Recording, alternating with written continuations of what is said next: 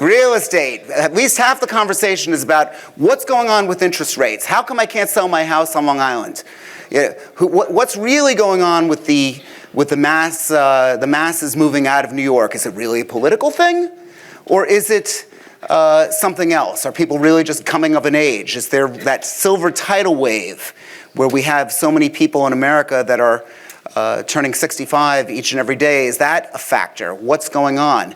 Part of it is true, but just as a note, and this isn't scientific by any means, the headmaster of my daughter's school told me that 35% of this year's applicants for next year are coming from northern states. So these aren't people that are retiring. Something is actually going on, and that's what I'm trying to get to here. Okay, so with that said, we're going to talk about real estate. We have Bruce Toll, the CEO and founder of Toll Brothers, which since its inception, you've built and sold 122,000 units in 20 states. More. Okay, well, you need to update your bio. And Howard, the chairman of Douglas Elliman Real Estate, CEO of the Vector Group, owner of Nathan's Hot Dogs. So let's start this off. The current state of the real estate market, income is up, unemployment is low. And if you agree with that statement, in your opinion, why are so many real estate markets in this country hurting? And I'll kick it off with Howard. Well, it's pretty simple. I mean, you've had a couple of events, and the main one being the loss of the state and local tax deductions. Mm-hmm. So you have this trend of people from high tax states going to low tax or no tax states. New York loses between 250 and 270 people a day to South Florida. To South Florida, almost all to South Florida. California loses close to that, a little bit less. And they sort of scatter. Some go to Texas, and some go to Nevada, Las Vegas area, because those are no-tax states. Mm-hmm. And Chicago is the third one where most people are leaving. Also similar in the 200s, people a day leave, and they're sort of scattered around, where they go. So surely that, when you talk about politics or taxes, it's really one and the same. Mm-hmm. The tax changes happened because of politics, and it was sort of, I would say, maybe it sounded good in the beginning to people, but I'm not so sure. In fact, I'm sure I'm going to be a Floridian someday, but the real fact is, the issue you have in Florida with the new law, while it sounds good that you don't have to pay, you never paid state and local taxes before, state and local taxes you were able to deduct, but now you can't deduct either. And we know the real estate taxes in Florida, that's where they get the bulk of their revenue because they don't have an income tax. And you have very high taxes here compared to New York, for instance.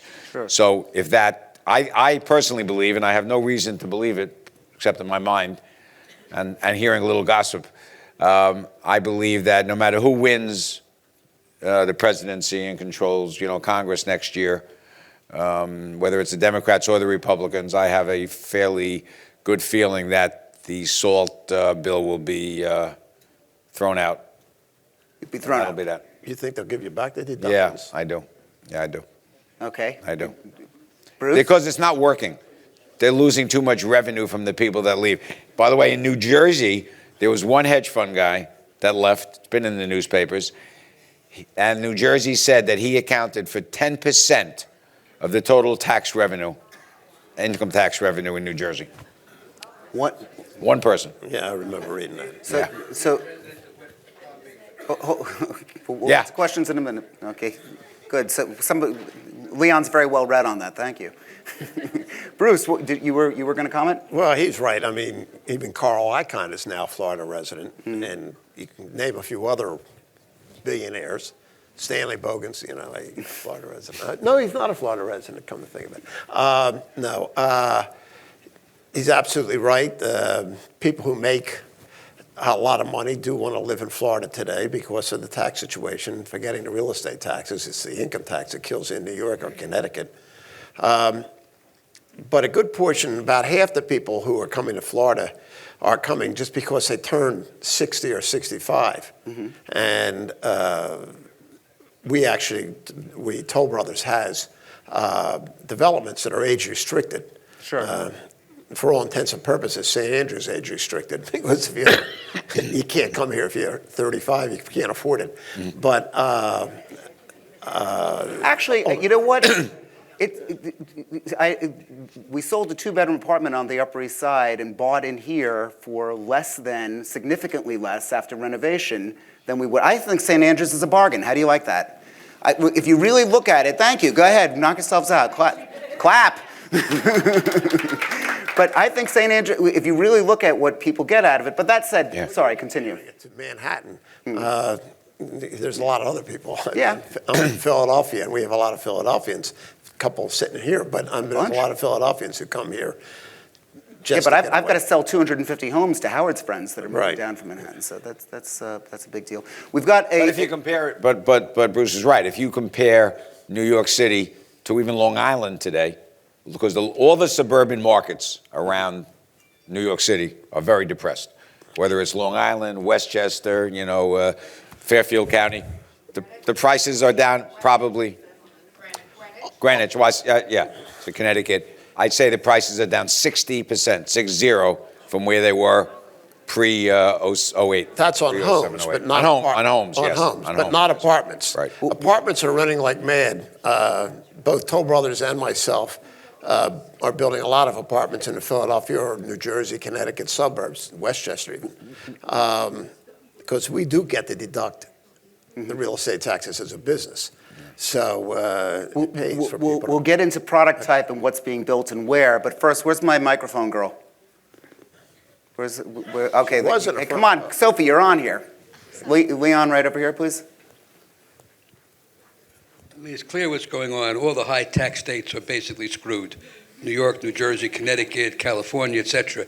My bigger question is, why are not housing prices in Florida doing better? If all this in-migration is occurring, I sold my house in St. Andrews that I owned for 25 years for the exact same price I bought it 25 years ago. That's not unusual, because if you look at the suburban type marketplace in Florida, there's always a new project that's the newest and the better.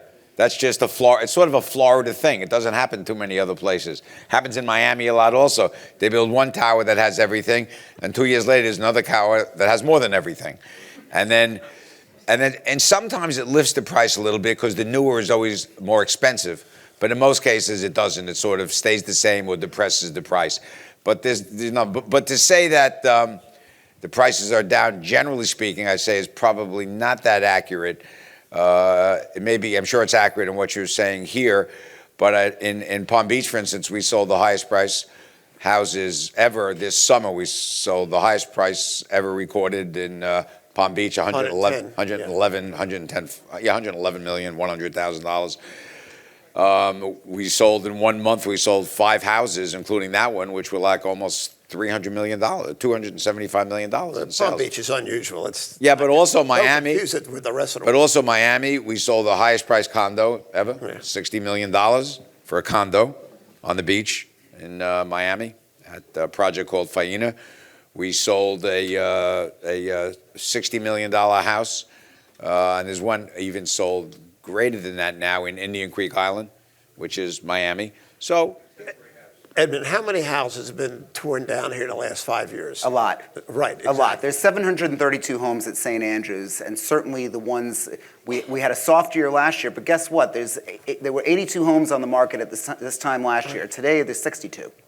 So I think that there's issues with product. And the one thing that the elephant in the room is the membership equity. People pay $150,000 to join, and between POA and membership, another $45,000 a year. So that's definitely something that's going to be a lag. Yeah, but he's right. The reason is that they're a little bit depressed here, so to speak, is because everybody wants new. Who wants to buy a house 25 years old? My house that I live in Palm Beach is now 25 years old. I just had to have some toilets changed. I got plumbing, things go wrong. Electrician. I tell everybody. if the toilets lasted 25 years, you're not using them. They were Kohler. No, they were Kohler. Mine never They were lasted very 25 good. years. But I have a daughter who's looking to buy a house in Palm Beach, and I told her, only look at the new ones. Don't look at the old ones. Who wants to buy a house with problems? You want to buy a brand new house. So that's what she's doing. She's looking at buying a brand new house in Palm Beach. But I tell everybody who asks me to buy new, and not just because Toll Brothers builds brand new houses. I was going to ask, yeah. So where are you concentrating your efforts, given the changing demographics? How's that affected? Well, first of all, I'd like to say that I am no longer president of Toll Brothers. My brother and I both left our offices at Toll Brothers about 2 or 3 years ago. I left the company completely. I have a new company in real estate called BET Investment, Bruce Elliott. And I am building. I'm very active in building. Most people in real estate can't quit for 2 reasons. One, they like it. And the other reason, if you're a builder and you stop after 5 years, your depreciation will be gone and you'll have to pay taxes more than you earn. So you can never stop. But I say, me and Toll Brothers also builds a lot of apartments now. I mean, Toll Brothers still built, I think it was 8,100 homes we delivered last year. But we're all building a lot of apartments because that's where the new action is today with both the younger people who don't have a down payment. And, you know, I mean, I was talking to my wife on the way here. When I went to school, tuition was $1,100 a year. And for some it's higher now. For some older people, now it's $1,100 a week. So when they get out, if they're not fortunate to have you as parents, they have a big debt, so they can't afford to buy a house, so they rent. It's a lot of people I think are going to stay in apartments for the rest of their lives who are not going to ever get around to buying a house. Even source of the SALT deductions has a big play into that also. Yes, absolutely. We have a question up here. Come on, Soph. Here, she's got the mic right to your left. Up, we got a mic right over here. Front row. Right there. You're right there. Okay, never mind. In this very high-priced market, I mean, the millions and millions of dollars, is it mostly foreign money? Or There's almost no foreign money coming into the country these days because you started off, you had the Russians, and then they had sanctions and so forth, can't get the money out. Then you had the Asians. Now they can't get the money out. The only thing they get out of the country now is the flu. And then hopefully not to this country. And then the South American countries, which were big buyers, especially in Miami, they're all bankrupt. You know, there's none of them. I mean, you know, Brazil's bankrupt, Argentina's bankrupt. There's still some Trickle. people with money, Yeah. but it's a trickle compared to what it used to be. And they have to have the money out already in a lot of these countries if they don't have it out by now. Mexico, which was a big buyer, just the differentiation in the currency, the exchange rate, is terrible. The dollar is so strong against the peso, so that hurts the Mexicans coming here. So are there any countries leading into the United States? The super rich come here, but not for the mass market like Key Biscayne is all from Caracas or someplace. Yeah. I mean, you know. Venezuela, they're all of Key Biscayne. Well, Colombia. And Colombia. I had some friends from Colombia and WPO. Any WPO, YPO people here? Nobody? Where are they all? I think they're hiding. Okay. UJA, most of them look like, not YPO. Lots of UJA. Lots of UJA. But so Bruce, just to go back to what we were talking about before, Howard said 250 people are moving to Florida every day. No, 1,000 people are moving to Florida. But 250 from New York. Right, from New York. And 1,000 people are moving to Florida every day. We've got the silver tidal wave, 10,000 people a day, according to the Social Security Administration, are turning 65. What is even though you're outside of Toll Brothers now, I may be outside officially, but you know what's going on. Yeah. So what's going on? At Toll Brothers, or as far as how are developers today changing the product type to accommodate, and where are you bullish? Well, we're bullish all over the country. I mean, we're in 23 or 24 states. California is about 30% of our business today, but Florida's still a big thing. Texas is very big. Again. No taxes, Texas or Florida, but we're all over. We're in the Carolinas. I mean, we don't get restricted because of taxes. I mean, business is great in New Jersey for us, which is unusual. Our average house is, according to across the board, is about 800,000, but in California it's way over $1 million, mainly because it costs so much to build in California. The biggest problem we have is finding people to work. We used to build a house in California or Arizona, Nevada, in 6-7 months back in 2005. 2010 came along. We lost all the jobs. The people, the Mexicans disappeared. Now business is booming again, and it takes us a year and 1 or 2 months to build a house, only because there's a shortage of labor. Okay. Just want to mention, it's not just state and local taxes, but when you look at Florida, when you talk why people are coming and kidding about what age groups and so, but surely as you age, the one big plus to Florida is there's no estate tax. So that's a big deal for people from New York, California, and these other places where, with federal estate taxes and state estate taxes, you could be losing 60% of what you worked for your whole life to leave someone, 65%. So Sure. it's almost not worth dying. It's almost what? It's not worth dying at that point. You just keep And going. you'd be amazed how many people don't realize there's such a thing as an estate tax. Yeah, I know. Yeah.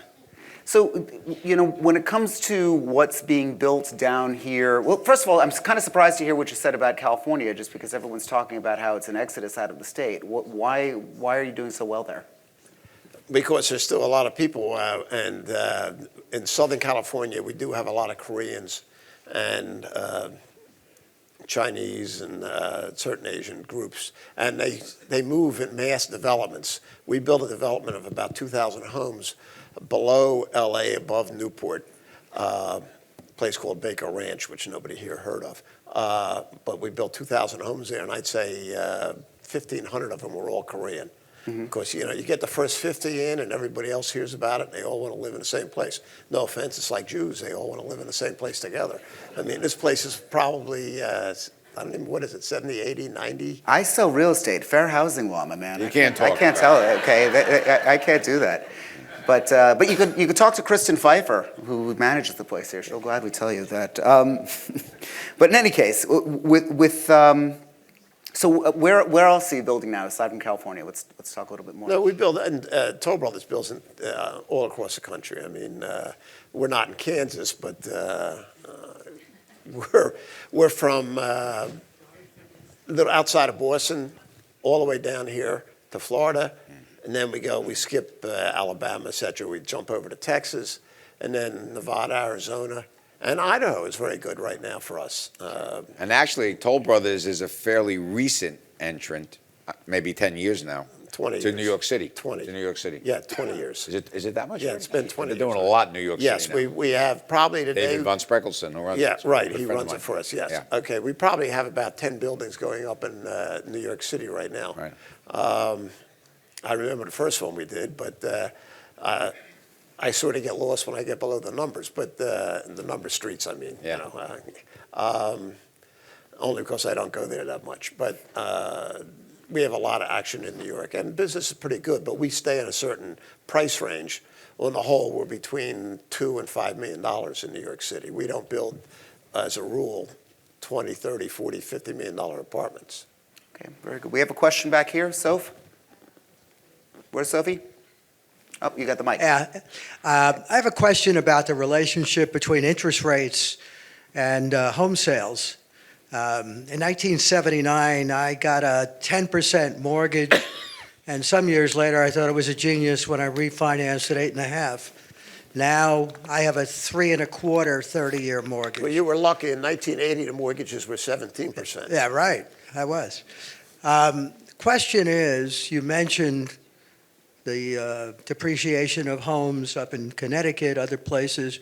Why, even down here, at the clubs, you're not seeing this tremendous appreciation? Why, if interest rates are so low, are we not seeing more price appreciation in homes? What's the relationship? Well, actually, in a higher interest environment, theoretically, that sort of points towards higher prices because it's it's a fixed asset, and it's replacement cost. And so, if interest rates are higher, yes, you're looking at one part of it. You could get a cheap mortgage, but when there's inflation and high interest rates, is really when houses appreciate at a greater level. But I think also what you have today is, I think I would say that my personal view is that the reason you haven't seen in the suburbs, if you ask anyone why the first thing they say is because real estate taxes are so high.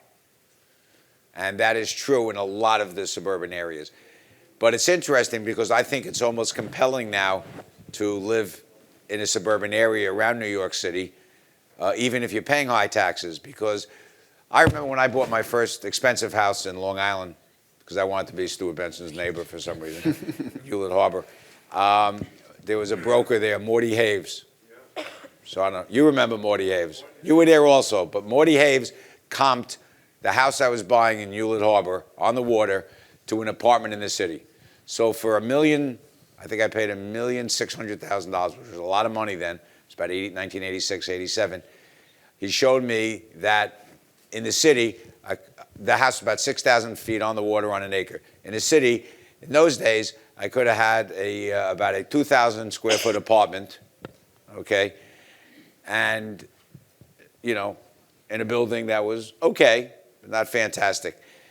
And yes, true that I had to pay $50,000 in taxes in Long Island, but in Long Island, you're sending your kids to public school. In the city, you're spending $50,000, $60,000, $70,000 a kid in private school.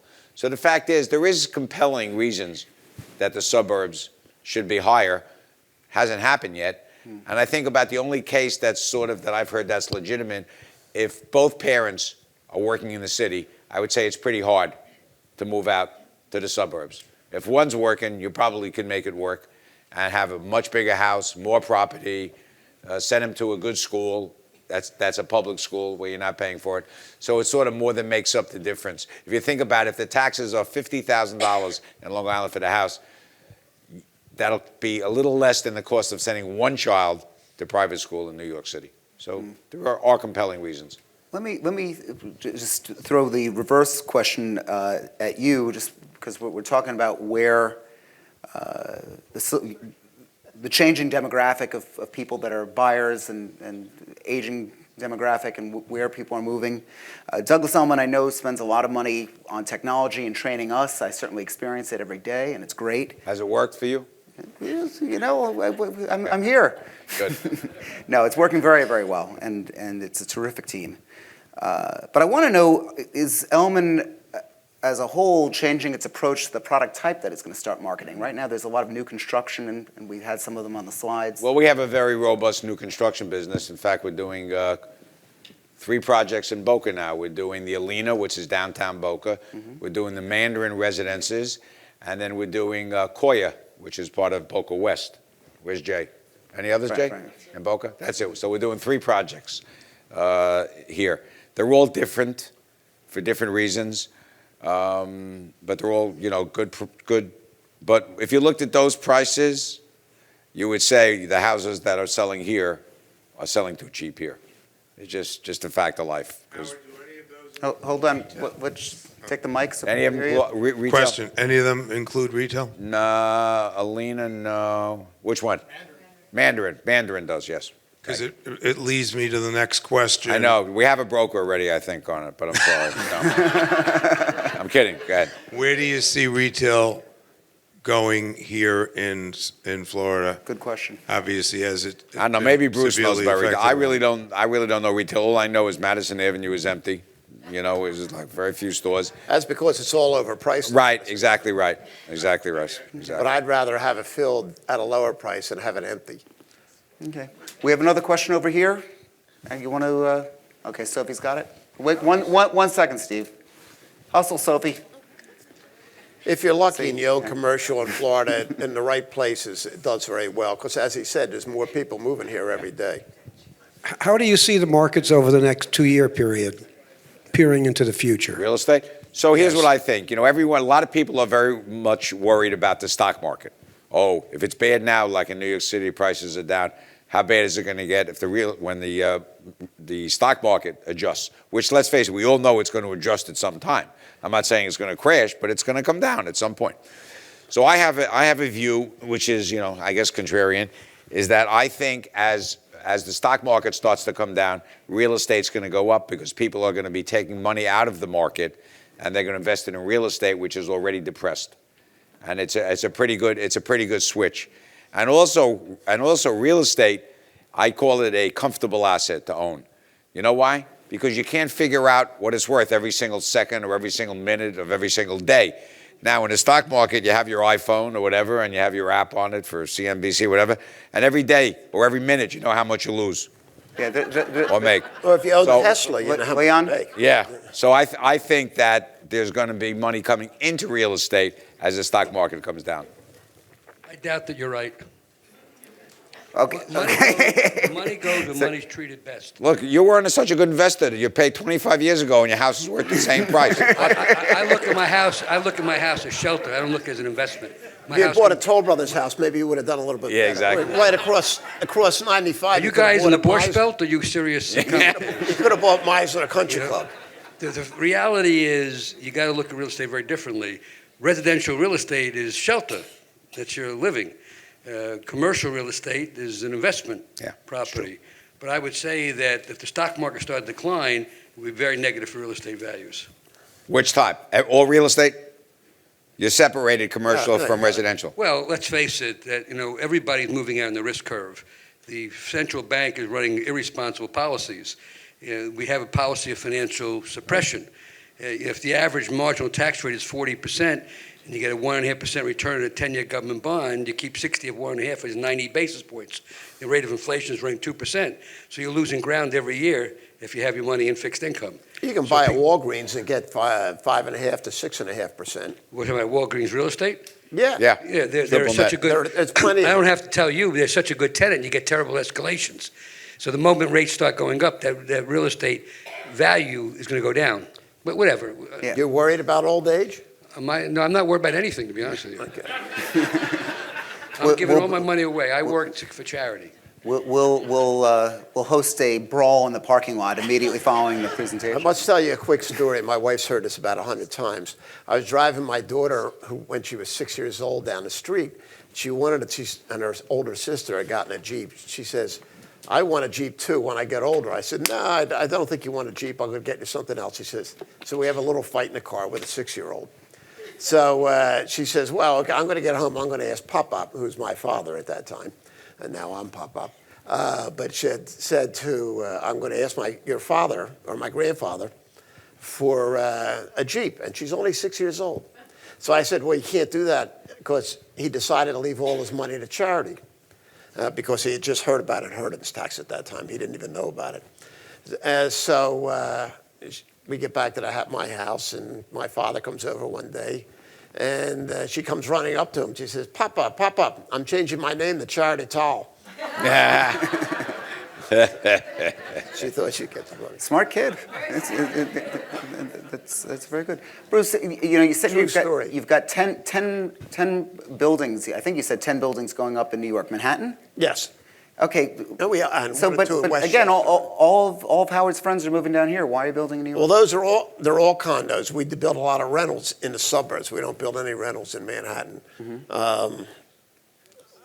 Why are we building? Because we sell them. I mean, it's a business. That's what we're in. If I was a grocer, I'd have to get meat. It's what I do for a living. True. But with when you keep reading about how it's so difficult to sell, it just seems, again. I don't worry about that. I mean, I'm bullish on America. I'm bullish on real estate. 220 Central Park South. Christ, they sell apartments there for 40, 50, 60 million all the time. I had dinner with the owner, and he said he's almost all sold out. In fact, he bragged that he made $1 billion on that building. He did. Coronado, they made $1 billion, and we sold the highest price apartment ever in the world, $260 million for one apartment. Right. So questions. In that building. I know. Guess what? A hedge fund manager, Ken Griffin. You're right. That's who's buying. I signed a confidentiality agreement. That's why I didn't sign it. He did a lousy job because it was in the New York Yeah, Times. yeah. So it's very, not, Well, they put out a press release, so they did a thousand right, troubles. right. Wasn't very confidential. Yeah, exactly. Sure. Question. I saw a hand before. Anyone? Okay. So, just notwithstanding what Bruce just said, when do you think New York prices will stabilize? Well, look, my view is that I think they've come close to stabilizing. I think they're not going to go up for a little while. I'm sort of hoping by the end of the year, a lot of the inventory, actually interesting, the last 4, 5, 6 weeks have been pretty good. But that doesn't make a year, so we'll see. But they've sort of stabilized. And realistically, the prices are probably down 20%. And that means some could be down 25 or 30, some could be down 10 or 15. But don't forget, a lot of times they're down those numbers from a number that really wasn't true to begin with. Sellers always think what they have is worth more. So if they're overpriced, 25%. The numbers don't mean anything. In the 60s, apartments sold for $10,000 a room. In the 70s, they went up to maybe $100,000. Then they went up to $1 million a room. And now they're coming down a little bit. But people still like to buy new, which is why Toll Brothers is there. I mean, do you want to buy, my apartment I bought was new, even though it was an old building, it was completely gutted. 838 Fifth Avenue. And, so it's 15 East 69th, right? Right, yeah. Right, that was right.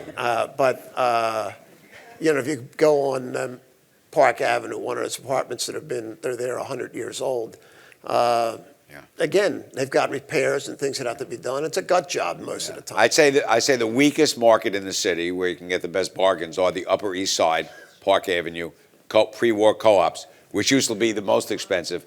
So if you take a building like 740 Park Avenue, which was one of the most exclusive buildings, what was $40 million not too many years ago, they're having trouble selling at $20 million today. It's just been a big. But again, you have to gut the apartment. Like David Koch just died, he had an apartment there. But it's a gut job if you buy one of these things on Madison or Park. A lot of people just want to have brand new. We built one on the corner of 65th and Lexington. And we sold it out 1, 2, 3, and they sell now for double what we sold them. Yeah. Sure. And by the way, besides having to renovate them, they have what they call summer work rules. So you have basically 3 months in the summer to do the work. So if you're doing a complete renovation, it could take you 4 or 5 years. Yeah, and I have a friend that lives at 9 something or other on Fifth Avenue, and he just downsized. He had a big apartment. He had a whole floor in the building, and he downsized to one that's only a half a floor because they're having assessments on those old co-ops. And by the way, anybody who buys a co-op is crazy. You should buy a condo. I'm against co-ops in general. Yeah. You don't sell Co-ops are worth 20% less than a condo. When I bought our first apartment, we bought back in the 80s in New York. It was a co-op. I had to lie to the board when I applied. Told them I was moving there. I was moving Toll Brothers company there and everything. And I was moving there with my 4 daughters, etc. After about 2 years, some lady came up and said, "I've never seen all 4 of your daughters." I said, "Oh, well, they're at boarding school," which was a lie. I mean, I just never moved. You have to lie to get into the board sometimes. These co-ops are crazy. And they were all ruled in those days when I bought it back in the 80s. They were ruled by people who bought apartments there in the 50s. So they didn't understand. Steve? Yes, you said that Toll Brothers does stuff outside of Boston. How come they haven't gone into Boston proper? To Boston? Yeah. Yeah, we are moving into Boston right now. I forgot. I don't know the addresses, but we're getting ready to start some places in Boston. I think the problem we're trying to build in Boston today, because we've been speaking to developers there, to build something new in a great location in Boston, if you can't sell for $4,000 to $5,000 a foot, you're going to lose money. It's just the land cost is so expensive, the construction cost is so expensive. It's the same as Manhattan. Yeah. Sure. We are building in downtown Philadelphia. We have for 25, 30 years. We're building in D.C. and Bethesda, et cetera. We always have been. Yeah, and we're also moving in Atlanta. We've got 3 buildings going up now, condos in Atlanta. And Dallas, I think we have 1 or 2 getting ready. Great. Gentlemen in the middle there? Thank you very much. Sure. Gentlemen, could you give us your assessment of the Hamptons real estate market, and if you could segment it into the entry level, the mid-price, and then the ultra, expensive I can't properties? because we don't build in Long Island. We built 1 job in Long Island, did very well. We just didn't like the access, so we don't build in Hamptons. So we have a pretty predominant market share in the Hamptons, Right. dominant market share in the Hamptons. It's been tough last couple of years. It's bad, but not as bad as people make it out to be, because again, when you talk about overpricing, there's no market worse than the Hamptons to be overpriced. A house sold recently. It was the house that was owned by a real estate guy, Eddie Gordon, okay, who passed away. His widow put it on the market. They put it on the market, I think, originally for $75 million. It just sold this past few months back for $28 million. So they say, wow, look, it's down like 70%. But it's not true. That house was never worth $75 million. And what did he pay for it? 5 or 6? He built it. Okay, He but built it. But didn't cost anywhere. maybe it was worth, at the top of the market, maybe it was worth 35. First of all, you 40. cannot talk about real estate and talk Yeah. about homes or apartments that are 20, 30, 40, 50 million. Yeah. That's not the market. And what are you talking about? You're talking about 1% of the 1%ers. But like And most, you're talking about a couple of like hundred. most other markets, though, below 2 million is very strong. It's always strong in Yes. most places. Above that, it gets tougher. And there's a lot of overpricing. And because don't forget also, most of these people, this is their second home. They don't really care. They're not that motivated to sell it right away. So they're going to put it on at some aspirational price and sit there and wait 3 years, 5 years, whatever, and see what happens. And Bezos isn't moving there. He's moving to L.A. or some Right. other place. Yeah. You know. Exactly. Lee? This is not a question, just an observation.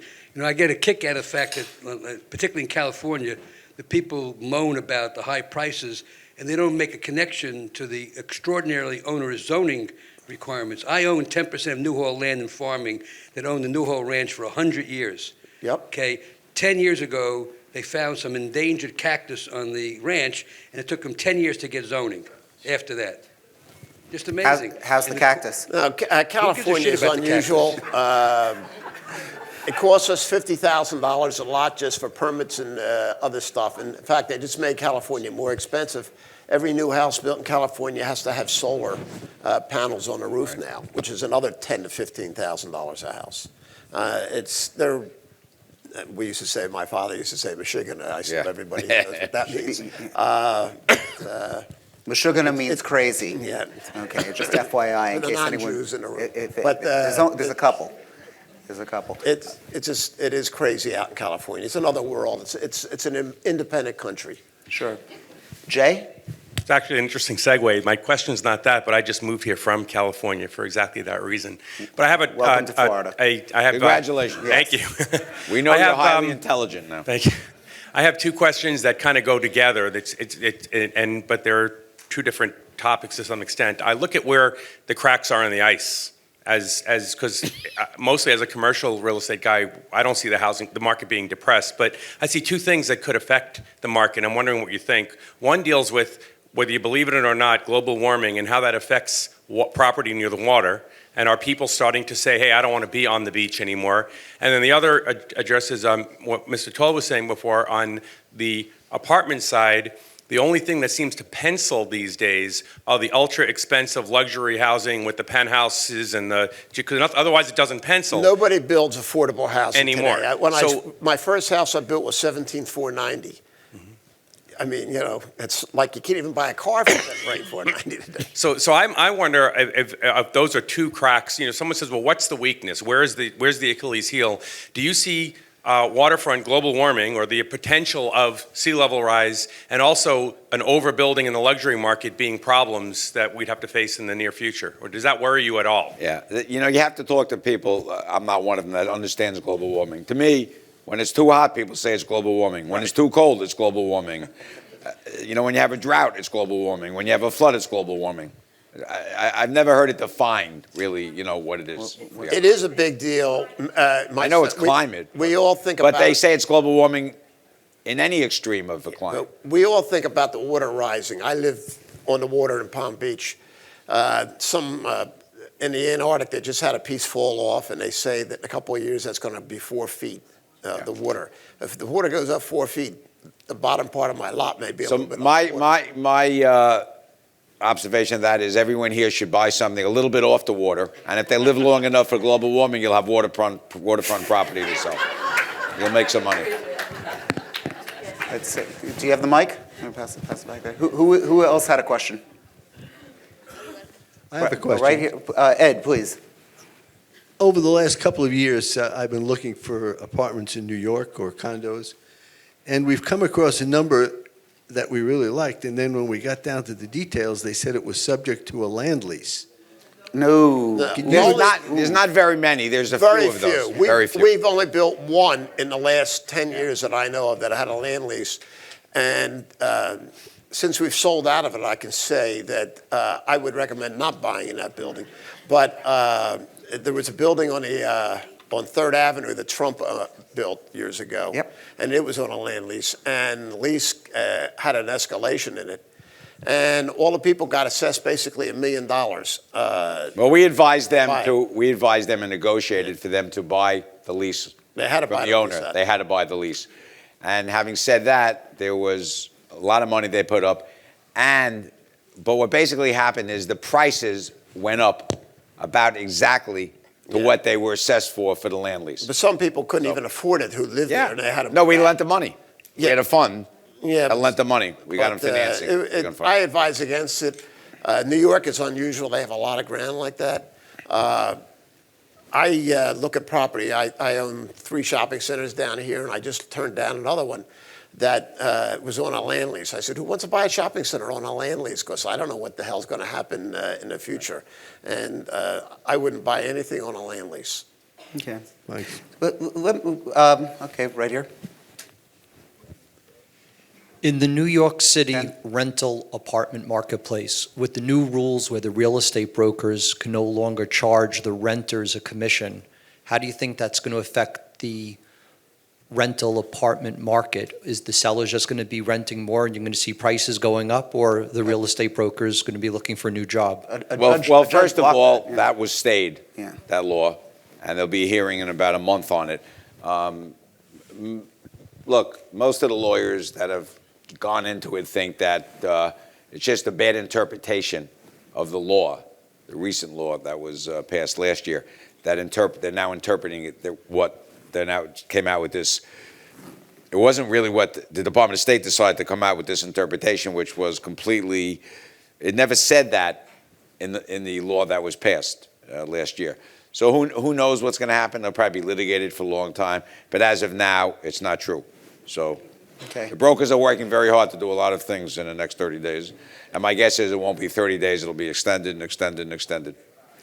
Ed, how would you talk about St. Andrews instead of Manhattan now for a few minutes, and tell us your value of the new houses selling for $4 million, the older houses maybe are 3, 2s, there's no 1s, they're either $450,000, or how would you say the market is going to increase, decrease, or it's stabilized? Or because every time you send a report, every house is worth less than it was the week before. I don't think, well, I'm not on the panel, I'm just the moderator. But you're knowledgeable. And I'll gladly talk to you about that, and I certainly hope everyone here reads my weekly report that goes out. But I think Well, if you keep sending them bad things, they're going to stop reading it. Yeah, well, he's reading it. Yeah, I gotta learn how to make it a little rosier. That's a long question. Let's get to, I really do want to give time to the panelists to be able to speak, but I appreciate you asking, and we could certainly talk after. First of all, every house is specific, so it's hard to really answer the question. Well, part of what was said. Look, what's your land cost? You got to start with that. And the difference could be across the street. Yeah. That if you're up against the Florida Turnpike, and I oftentimes say this when we're considering new budgets here, and we're considering raising fees, particularly for the new people coming in, you've got to realize that it's almost a reverse mortgage that's going on to the home. A spa costs money. A golf course costs money. All of this stuff costs money, and by all means, this club needs it. There's no doubt. We have to be competitive. On the other hand, at some point, the balance has to be met, because you get to a point where you're not going to be able to get. There's 75 homes here along the Florida Turnpike that are going to be sold, at least their membership, for the same dollar amount as on Ayrshire Lane.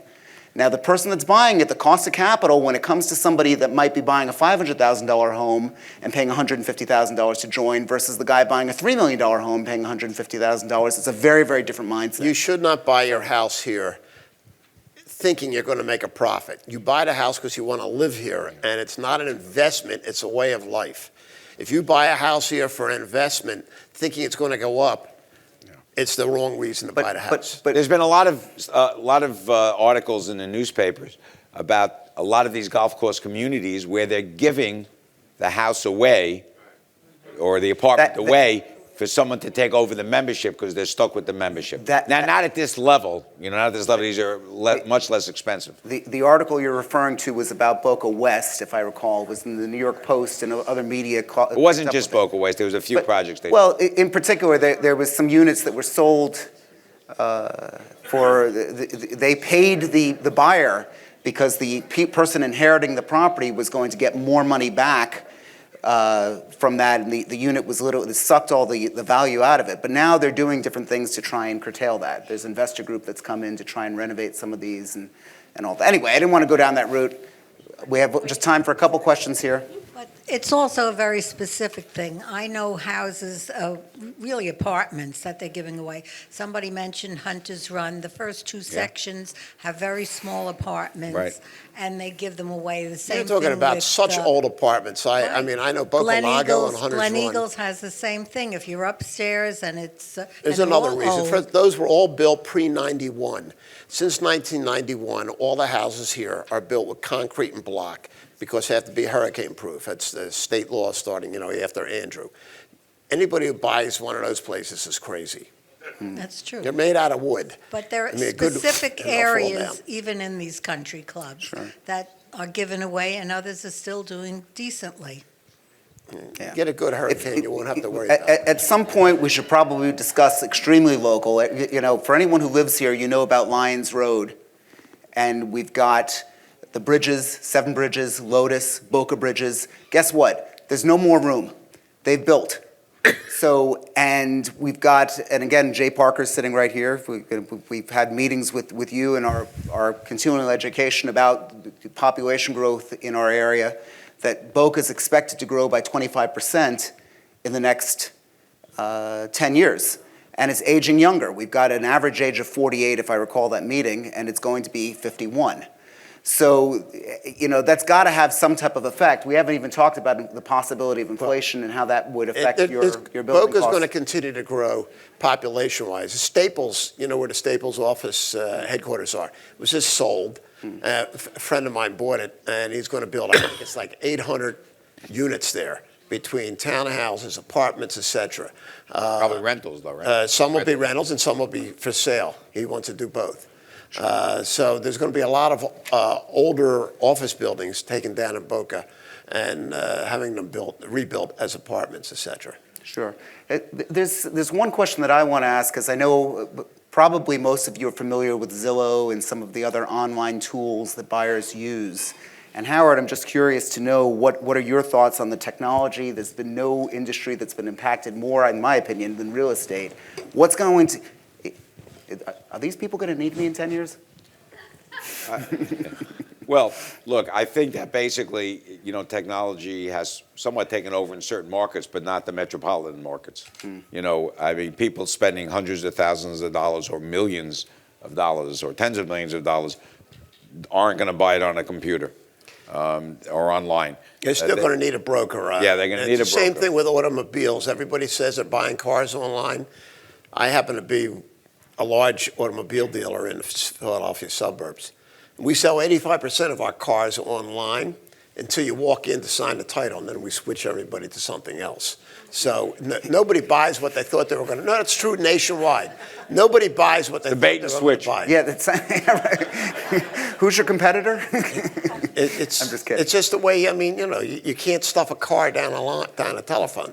So when you have to come in to actually sign the papers, everybody sees it and they really want something a little bit better. Sure.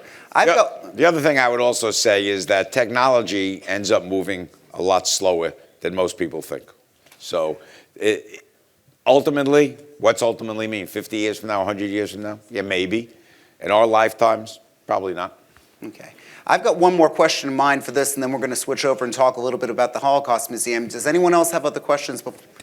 Stuart, right up front. Sophie, can you give him the mic, please?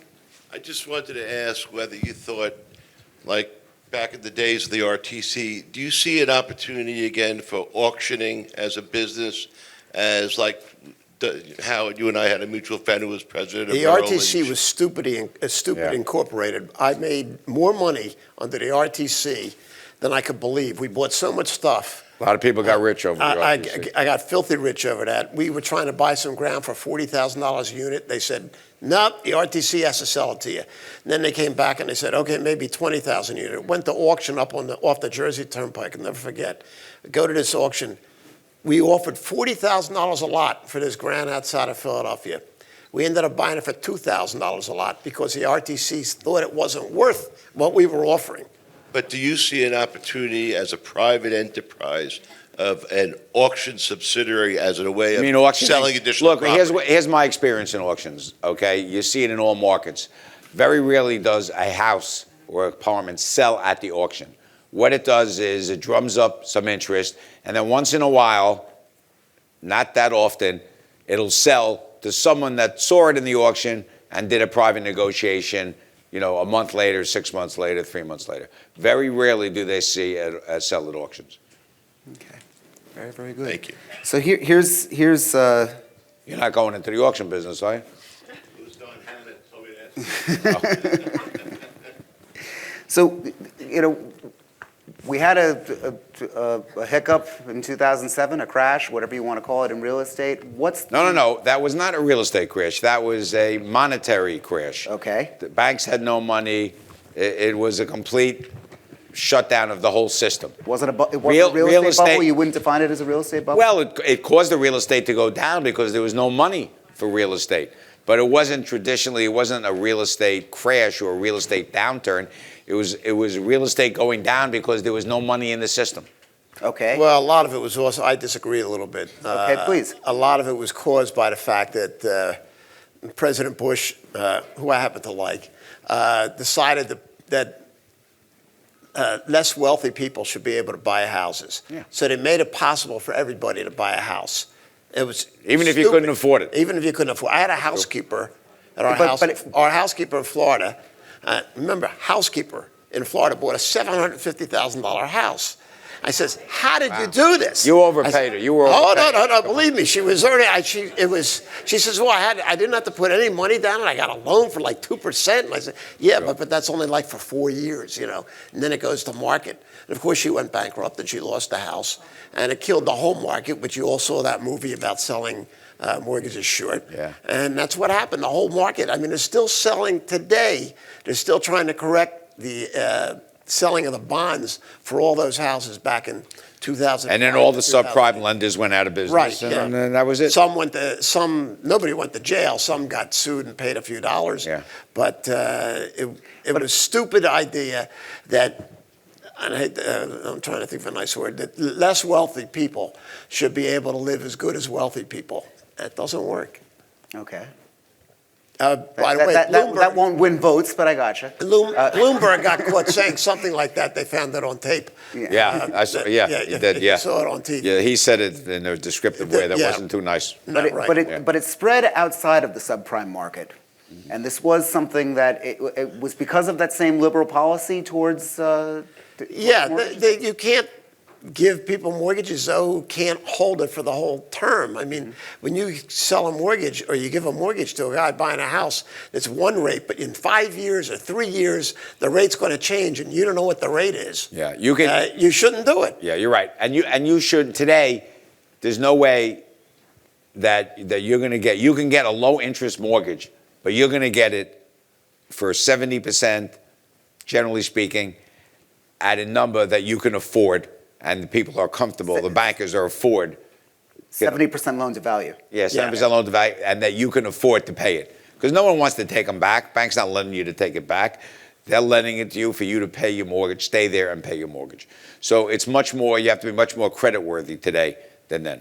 Okay. Is there any fear for either of you of a major Not under decline the in present, real estate? not that Trump has anything to do with it. Not under the present government regulations. They're not making the same mistake that they made 15, 20 years ago. And you can give him a little credit. No, well, I mean, I don't think he gets involved with HUD, but he's got other things to think about. Even though he did change a lot of real estate things in that tax law that passed in 2017, which is great. Yeah, the depreciation. But being in the business, it was great.